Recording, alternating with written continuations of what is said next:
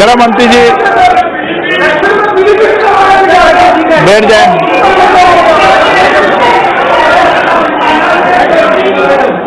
मान्यवर, उन्होंने कहा कि ये 3 देशों को ही क्यों ले रहे, चीन को क्यों नहीं ले रहे, नेपाल को क्यों नहीं ले रहे, आप लंका को क्यों नहीं ले रहे, म्यांमार को क्यों नहीं ले रहे। मान्यवर, मैंने पहले भी कहा कि हर बार नागरिकता पर जब भी इस देश में निर्णय हुआ, कोई एक निश्चित परिस्थिति के आधार पर निश्चित प्रकार के समस्या को हल करने के लिए निर्णय हुआ। ये अभी बांग्लादेश, पाकिस्तान और अफगानिस्तान से जो रिलीजियस माइनॉरिटी आई है, इसके लिए निर्णय है, इसलिए किसी के साथ उसका सवाल नहीं है।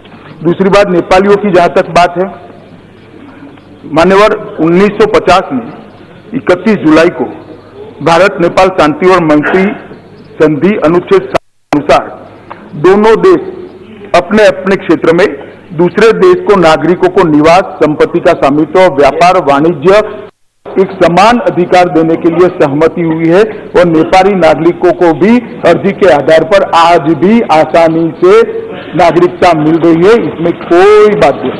उनको असम में गोरखा समाज को डिमोटर आज भी दे रहे, गृह मंत्री के नोटिफिकेशन के बाद माननीय सदस्य अगर कोई भी बीच में खड़ा हुआ तो उसको किसी को भी क्लेरिफिकेशन की इजाजत नहीं दी जाएगी। नेपाल के नागरिकों को आज के कानून से भी नागरिकता लेने में कोई तकलीफ नहीं। मान्यवर, ओवैसी साहब ने अभी कहा कि एनआरसी का बैकग्राउंड बना रहे हैं। एनआरसी का कोई बैकग्राउंड बनाने की जरूरत नहीं है। हम इस पर बिल्कुल साफ है कि इस देश में एनआरसी होकर रहेगी। कोई बैकग्राउंड बनाने की जरूरत नहीं। बैकग्राउंड है ही हमारा घोषणा पत्र ही बैकग्राउंड।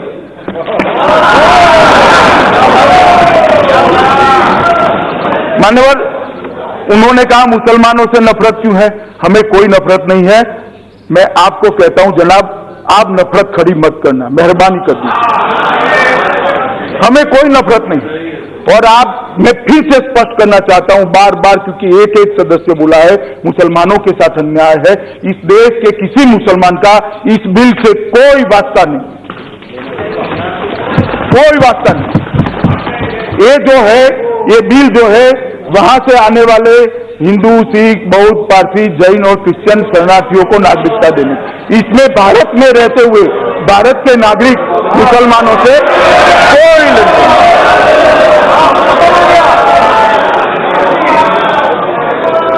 और मान्यवर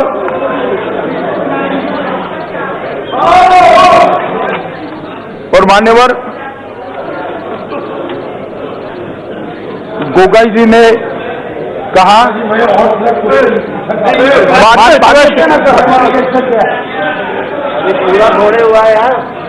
मान्यवर गोगाई जी ने कहा कि सारे नॉर्थ ईस्ट के राज्य चिंता में, मगर शायद उन्होंने बाद में भाषण सुन लिए। सारे के सारे नॉर्थ ईस्ट के राज्यों ने इस बिल का समर्थन किया है और समर्थन में वोट करने के लिए भाषण किया। सिक्किम के एमपी खड़े होकर उन्होंने कहा, मैंने उनको व्यक्तिगत भी बुलाकर कहा और मैं अभी भी उनको कहता हूं कि आपके कोई कानून में इससे दखल नहीं होती है। 31F आपको अच्छी तरह से प्रोटेक्ट करता है और सीएबी के सारे रूल्स जब तक आपकी असेंबली ओके नहीं करती, 371F आपको प्रोटेक्ट करता है। इसलिए आपको भी चिंता करने की जरूरत है। और फिर से मैं, क्योंकि नॉर्थ ईस्ट में बहुत सारे लोग मान्यवर भ्रांति फैलाने की चेष्टा कर रहे हैं, इसलिए मैं फिर से कह रहा हूं, पूरा अरुणाचल, टापीगांव जी सुन लीजिएगा, पूरा अरुणाचल इनर लाइन परमिट से प्रोटेक्टेड है। अरुणाचल को चिंता करने की कोई जरूरत नहीं। पूरा मिजोरम, एमपी साहब सुन लीजिएगा और मिजोरम वाले भी सुन ले टीवी पर, पूरा मिजोरम इनर लाइन परमिट से प्रोटेक्टेड है, किसी को चिंता करनी चाहिए। मान्यवर पूरा नागालैंड इनर लाइन परमिट से दीमापुर के छोटे से हिस्से को बात कर पूरा प्रोटेक्टेड है, पूरे नागालैंड को चिंता करने की जरूरत है। मणिपुर आज प्रोटेक्टेड नहीं है, मगर हम ये बिल तभी नोटिफाइड करेंगे जब मणिपुर को इनर लाइन परमिशन दे दिया जाएगा। त्रिपुरा के अंदर भी त्रिपुरा ट्राइबल एडीसी क्षेत्र में सीए भी लागू नहीं होगा और एक हाई लेवल कमेटी ट्राइबल समुदाय के हितों की रक्षा के लिए जो बनाई थी उसको और विस्तृत कर उनके सारे हितों की चिंता भारतीय जनता पार्टी की नरेंद्र मोदी सरकार कर रही है। मेघालय लगभग पूरा थोड़ा हिस्सा छोड़कर 6 शेड्यूल के प्रावधानों के अंदर कैब के बाहर है। मेघालय को भी चिंता करने की जरूरत है। आसाम समझौते के अंदर 1985 से समझौता हुआ, मान्यवर कांग्रेस ने क्लॉज 6 को कभी नहीं अमल में लाने की चेष्टा की। हमने क्लॉज 6 के अंदर कमेटी बना दी है।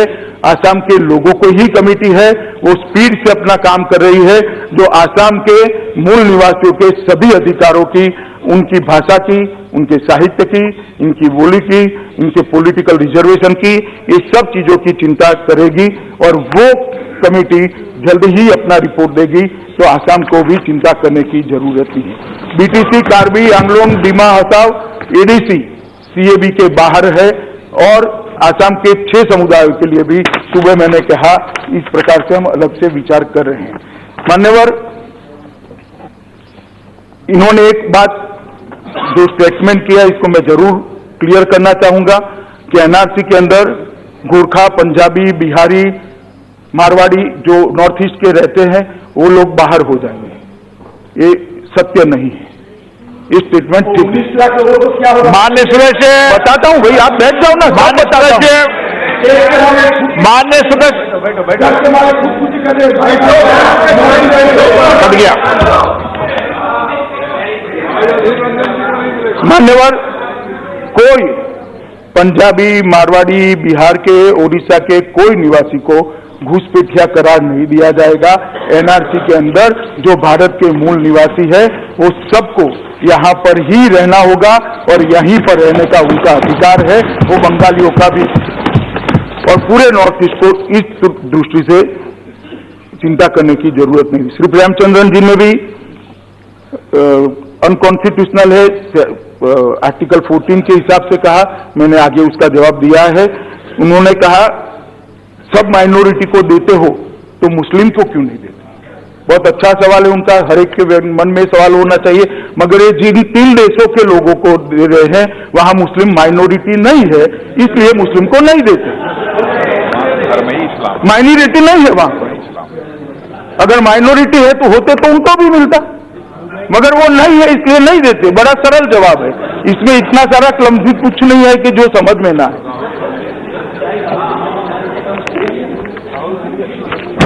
शशि थरूर जी ने कहा कि धर्म के आधार पर नागरिकता नहीं देनी चाहिए।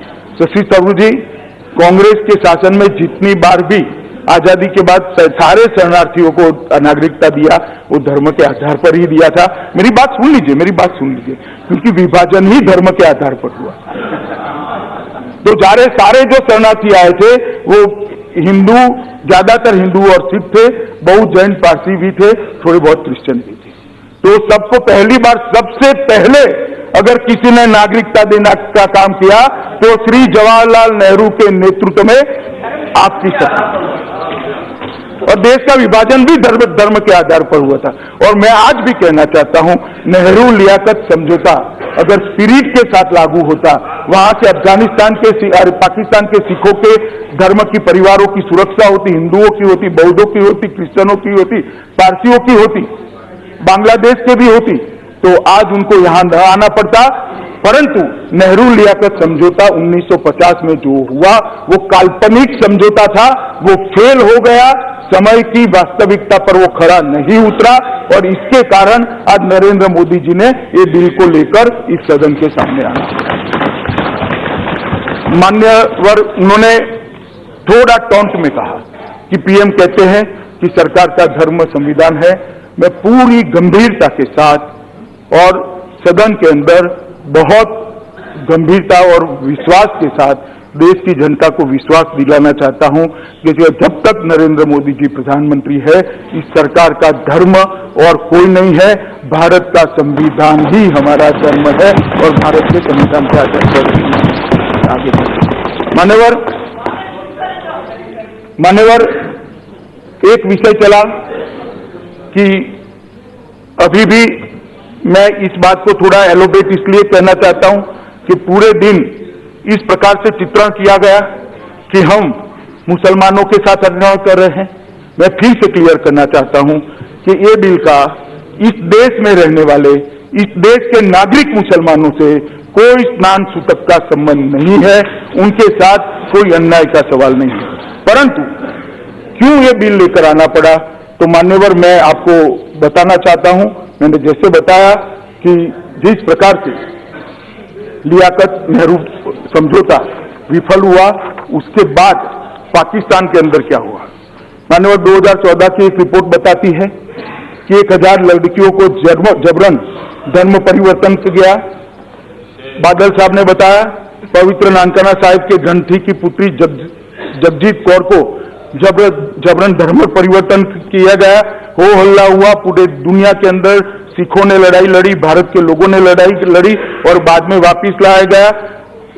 UNHRC के रिपोर्ट के हिसाब से अब सिर्फ 20 ही धार्मिक स्थान अन्य धर्मों के पाकिस्तान के अंदर बचे। मान्यवर, ये क्या बताता है? ये क्या बताता है? और जब इतनी प्रताड़ना हो, इतने अत्याचार हो, वहां से कोई शरण में आया, हम उसको शरण न दें क्योंकि वो हिंदू है, क्योंकि वो सिख है। आपसे पहले से ये किया जाता। मान्य सदस्य बैठ जाओ भाई, बैठ जाओ।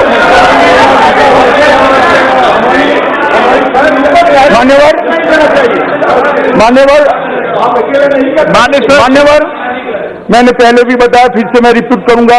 1947 में 23% आबादी, सिर्फ 3.7% रह गई और बर्बरता, उत्पीड़न और संस्थागत अत्याचार, मैं सोच समझकर शब्द का प्रयोग कर रहा हूं, संस्थागत अत्याचार से भागे सिखों, हिंदुओं तथा ईसाइयों ने भारत में शरण ली है। उन लोगों को नागरिकता लेने के लिए हम यहां पर आए।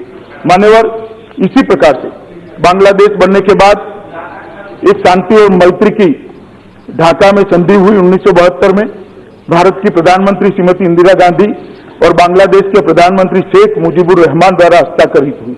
जब तक शेख साहब का देह रहा, वो जिंदा रहे, संधि का बहुत अच्छे से पालन हुआ।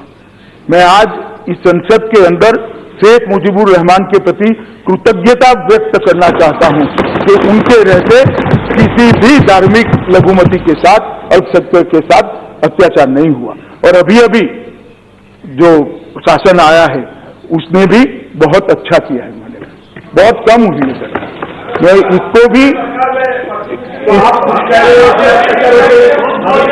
मान्य सर, प्रॉब्लम क्या है आपके? मान्य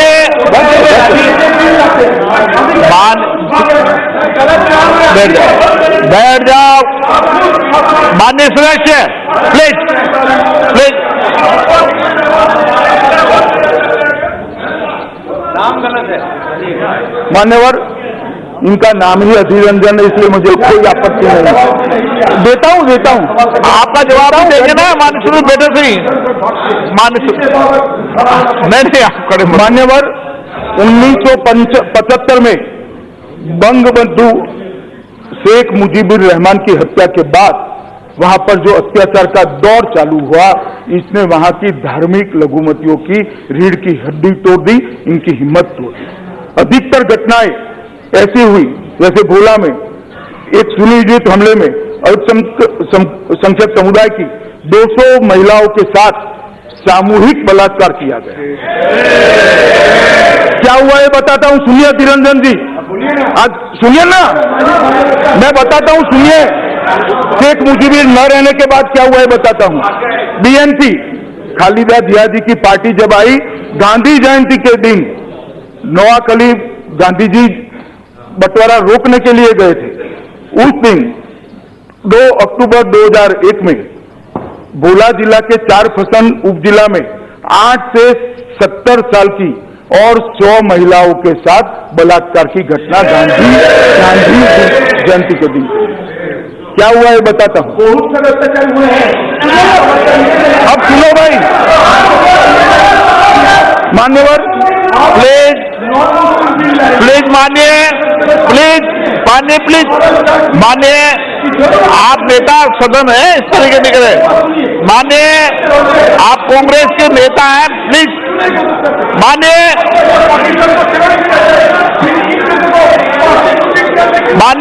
प्लीज मानिए, प्लीज।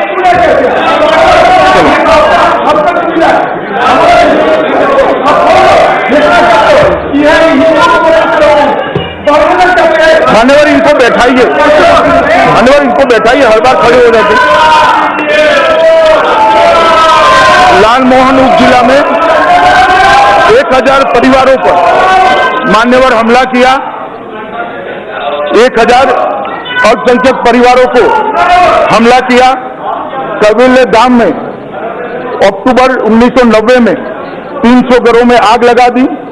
1991 में जो बांग्लादेश के अंदर हिंदुओं का प्रतिशत 21 था, अब 7% से कम रह गया मान्यवर। और मैं आज बताना चाहता हूं कि इतने सारे मेरे पास अलग अलग संस्थाओं की रिपोर्ट है जिसके तहत ये सिद्ध हो सकता है कि वहां पर हिंदू, सिख, बौद्ध, जैन और पारसी क्रिश्चियन लोगों के अपने धर्म का अनुसरण करना वो असंभव रह गया था, इसलिए वो यहाँ पर आए थे। मान्यवर ढेर सारे मंदिर तोड़ दिए गए, ढेर सारे मंदिर तोड़े गए और ढेर सारी जगह पे हुआ। अफगानिस्तान के अंदर भी 1992 के पहले 2 लाख सिख और हिंदू थे, ज्यादातर सिख थे, लेकिन 2018 तक अब 500 बच गए थे, सिर्फ 500। मान्यवर पूरे देश ने देखा था कि धार्मिक भवनों और गुरुद्वार और मंदिरों को नष्ट कर दिया गया। खुले में बनी विश्व की सबसे बड़ी मूर्ति बामियान में बुद्ध की भव्य प्रतिमा को तोप के गोले दागकर तोड़ दिया गया, तोप के गोले दागकर तोड़ दिया। अरे तालिबानों ने जब कहर जाया, कहां जाते वो बौद्ध, सिख, हिंदू, ईसाई, जैन, पारसी कहां जाते? वो भारत आए मान्यवर, इसलिए इनको शरण देने का प्रस्ताव है। मान्यवर तालिबान ने सितंबर 98 में एक आदेश जारी किया, पूजा स्थल में, मंदिर में, गुरुद्वारों में कोई जा नहीं सकता, मुसलमानों की आलोचना कर नहीं सकते। घर की पहचान करने के लिए घर पर पीला एक कपड़े का टुकड़ा लगाना पड़ेगा कि ये नॉन मुस्लिम घर है। इतना अपमानित किया। हिंदू, सिख, नॉन मुस्लिम महिलाएं बाहर निकलती है तो एक पीला कपड़ा अपने कंधे पर डालना पड़ेगा क्योंकि वो मुसलमान नहीं है। इस तरह से वहां आदेश पारित किए गए एक विशेष चिन्ह के साथ। मैं चिन्ह क्या था नहीं बोलता और गरिमा टूटेगी, मगर एक विशेष चिन्ह के साथ एक कपड़ा लगाना पड़ता था मान्यवर। और अगर शुक्रवार को मस्जिद नहीं जाते हैं, नमाज पढ़ो न पढ़ो मस्जिद जाना, वरना दंडित होना पड़ता था। हिंदू और सिख महिलाओं को बुर्का पहनना पड़ता था। और मान्यवर ये सारा चला और ये सारे से जो प्रताड़ित आए हैं उनको नागरिकता देने का एक बिल है मान्यवर। मैं आज भी आपको कहता हूं कि इससे मुस्लिमों के साथ जरा भी भेदभाव नहीं है। मैं बार बार इसलिए कह रहा हूं कि ये यहाँ के मुसलमानों को ये बिल से कोई स्नान सूतक का, यहाँ का मुसलमान सम्मान के साथ जी पाएगा, जी रहा है, आगे भी जीता रहेगा, उसको कोई तकलीफ नहीं होने वाली। ये बिल केवल और केवल वहां से आने वाले ये 6 धार्मिक लघुमतियों के लिए है। और मान्यवर इसमें मुस्लिम का समावेश इसलिए नहीं है कि मुसलमान वहां पर धार्मिक लघुमती नहीं। मुझे बताइए, वो इस्लाम को मानता है। मान्यवर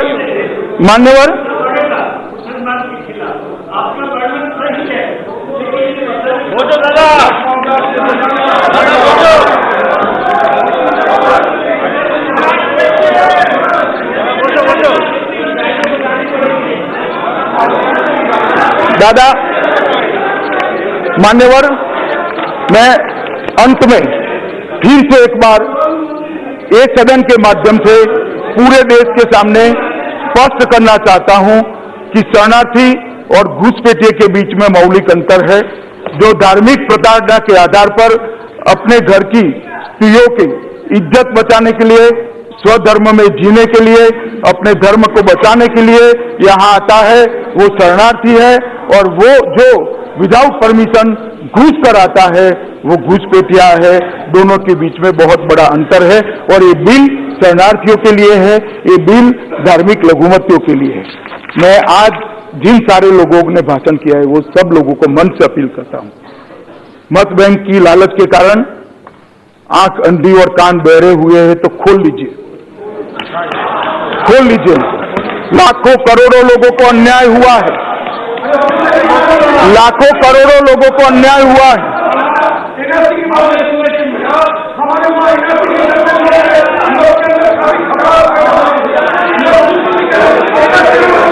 बताता हूं।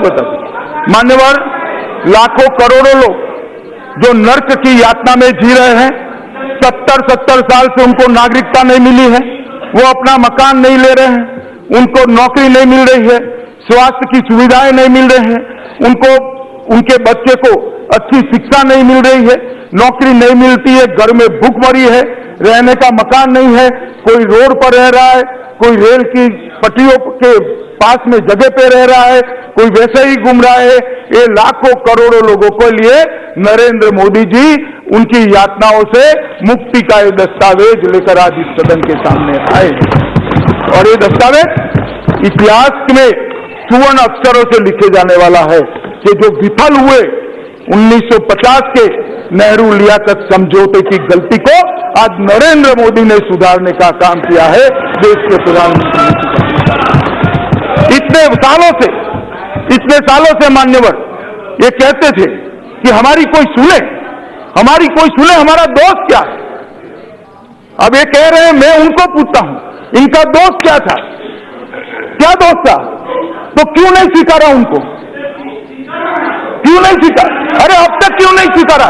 मान्यवर, वोट बैंक की पॉलिटिक्स के कारण ये सारी पार्टियों ने उन्हें स्वीकार नहीं किया है। हम नहीं रहते हैं वोट बैंक से। मान्यवर, आज नरेंद्र मोदी जी ये सब के लिए एक सुवर्ण प्रभात कल का नरेंद्र मोदी जी के कारण इन लोगों का कल का प्रभात सुवर्ण प्रभात होने वाला है और संवैधानिक सम्मान के साथ ये मेरे लाखों करोड़ों भाई बहन अपने देश के अंदर सम्मान के साथ जीने की शुरुआत करने वाले।